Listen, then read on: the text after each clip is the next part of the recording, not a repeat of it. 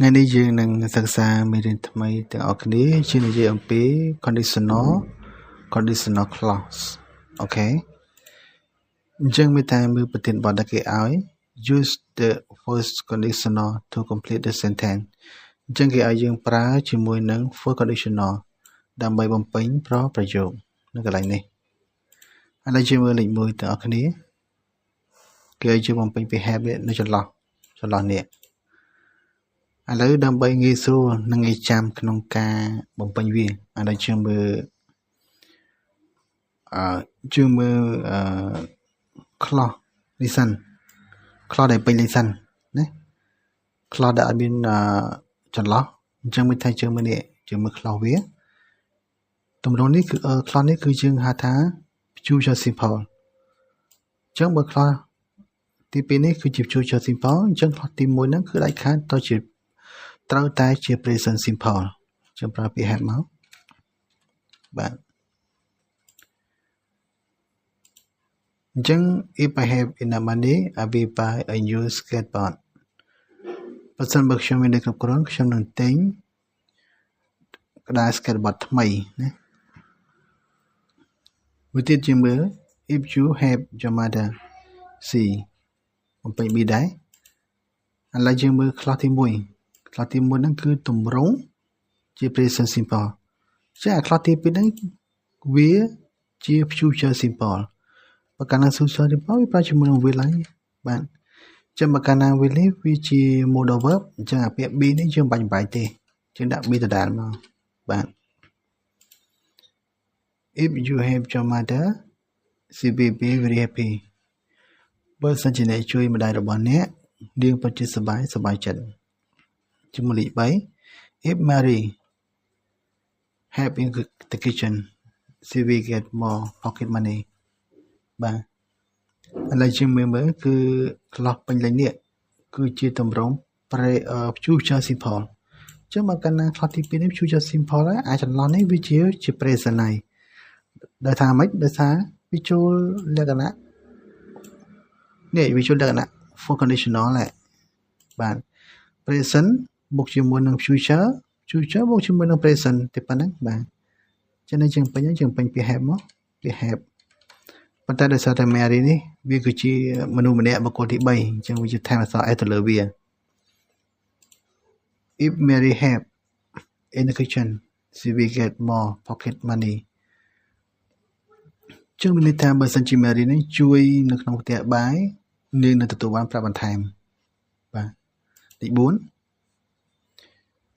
she will be angry if you បំពេញពាក្យ not នេះខ្ញុំចូលឥឡូវយើងមើល clause ខាងដើមនេះពេញលេញ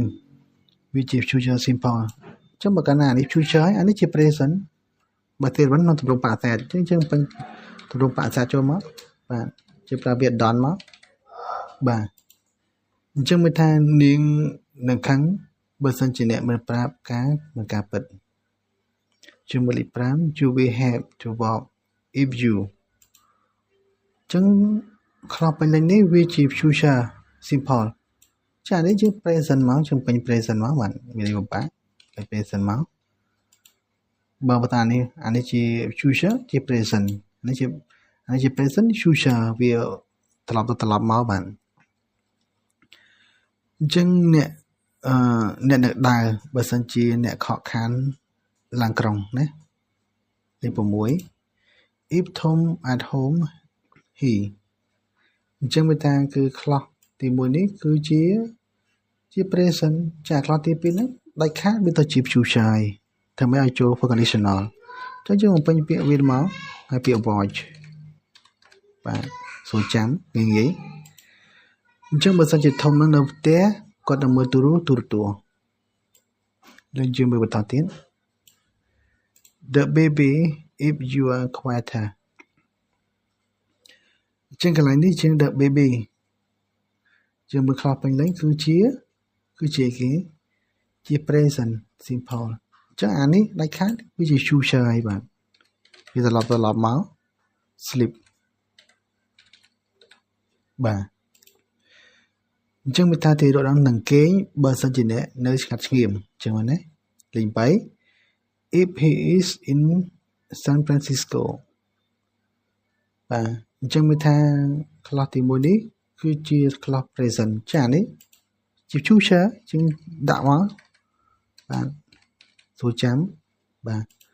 ញ្ចឹងបើសិនជាគាត់នឹងនៅក្នុងបើសិនជាគាត់នៅក្នុង San Francisco គាត់នឹងមើលឃើញ Golden Gate Bridge បាទអញ្ចឹងមកលេខ9 He to the doctor if he doesn't feel well tomorrow ជាពេញពី go អញ្ចឹងយើងមើល clause ពេញលេញ if នេះវាជាគេជា present simple អញ្ចឹងនេះដាច់ខាតទៅជាគេ future simple ចឹងមកណាបាទនេះវាកាត់ឡើង 50% ម្នាក់ 50% ណា clause for conditional ហ្នឹងវាអាចកាត់ឡើង 50% ក៏វាមិនអាចកាត់ឡើង 50% ដែរបាទអញ្ចឹងមានន័យថា he will go to the doctor if he doesn't feel well tomorrow មានន័យថាគាត់នឹងទៅជួបគ្រូពេទ្យបើសិនជាគាត់នឹងមានអារម្មណ៍មិនល្អនៅថ្ងៃស្អែកណាលេខ10 we good mark if we don't study អានេះយើងពេញពាក្យគេជាមើល clause នេះជា clause present simple ចានេះដាច់ខាតទៅជា future simple មក okay we not get អញ្ចឹងមកណាអញ្ចឹងយើងនឹងមិនទទួលបានបន្ទូលល្អទេបើសិនជាយើងមិនរៀនជាមើលលេខ11ទាំងអស់គ្នា I to USA if I have enough money ជា past travel ជាយើងមើល clause ពេញលេខវាជា present simple អានេះគឺជាគេជា future simple ចឹងមកបាន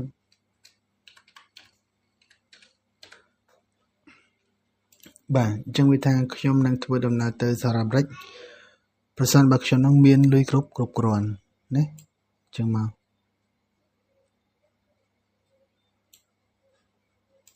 ជាលេខ12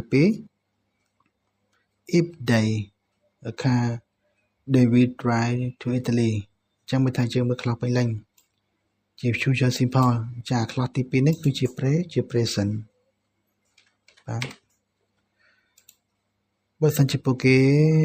ទិញរថយន្តពួកគេនឹងធ្វើដំណើរទៅប្រទេសអ៊ីតាលីជាមើលលេខ13 if I work harder I exam ជាមើលប្រយោគដែលពេញលេញដែលអត់ត្រូវពេញណាជាការ present simple អញ្ចឹងអានេះទៅជា future simple បាទវាអូខេអញ្ចឹងមកចឹងមានន័យថាបើសិនជាខ្ញុំធ្វើការកាន់តែខ្លាំងខ្ញុំនឹងប្រឡងជាប់បាទជាមើលលេខ14 if his car អានេះពាក្យ would not ណាពួក would not មកពាក្យ will not get much money for it អញ្ចឹងមានថាការនេះគឺជាការបាទ present simple តម្រង់កាត់មកគេចានេះយើងត្រូវតែបំពេញ present simple ពាក្យ sell ណាដោយសារតែ he នេះគឺជាបុគ្គលទី3អញ្ចឹងវាថា verb ធម្មតាយើងប្រើជាមួយនឹងអក្សរ s បន្ថែមអក្សរ s មកណាបើសិនជាគាត់លក់រថយន្តរបស់គាត់នឹងមិនទទួលបានប្រាក់ច្រើននោះទេបាទជាមួយលេខ15 if he tell me the truth I grant អញ្ចឹងវាថាយើងមើលការនេះគឺជាការគេប្រយោគខ្លះគេដោយគេប្រើ present simple ណាចឹងមានថាបើប៉ុន្តែ present simple អានេះជា future simple មកយើងប្រើពាក្យជាមួយទៅពាក្យ will មកហើយ b នេះបើកាលណាវាមុខគេបុកវានេះគឺជា modal verb អញ្ចឹងយើងដាក់ដដែលមកមិនបាច់ចាំបាច់វាទេដាក់ b ដដែលមកបាទចឹងមានថាបើសិនជាគាត់ប្រាប់ខ្ញុំនៅការពិតខ្ញុំនឹងពិតជាសប្បាយចិត្តណាស់ចឹងទៅណាបាទឥឡូវយើងឆែកមើលចម្លើយទាំងអស់គ្នាបាទយើងមើលចម្លើយត្រឹមត្រូវទាំងអស់បាទយើងមើលត្រឹមត្រូវទាំងអស់បើកាលណាវាចេញអញ្ចឹងមានថាវាត្រឹមត្រូវណាបាទអត់មានកន្លែងខុសទេបើសិនជាមានសំណួរអាចសាកសួរដោយ comment បានបាទអញ្ចឹងសូមឬជាមួយគ្នាទៅប៉ុណ្ណឹងសូមអរគុណច្រើន